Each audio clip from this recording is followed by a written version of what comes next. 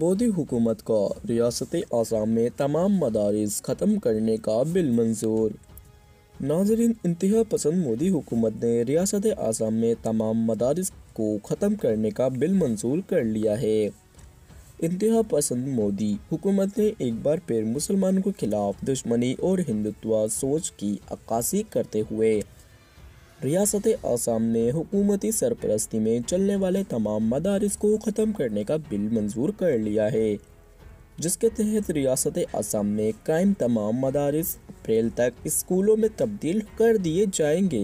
नाज़रीन, हिंदू इंतहा पसंद जमात भारतीय जनता पार्टी यानी बीजेपी ने बिल की मंजूरी दी, जबकि कांग्रेस समेत ऑल इंडिया डेमोक्रेटिक मूवमेंट ने बिल की मुखालफत की और असेंबली वॉकआउट किया।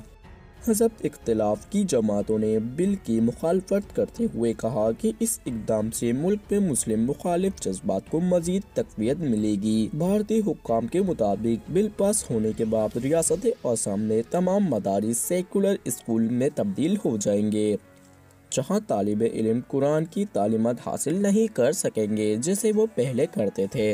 रियासत आसाम के वज़ीर तालीम ने ट्विटर पर इस बात की तस्दीक करते हुए कहा है कि बिल के पास होने पर खुशी है, जबकि बिल पास होने के बाद हुकूमत की मातहत चलने वाले तमाम मदारिस 1 अप्रैल से बाकायदा स्कूल्स में तब्दील हो जाएंगे।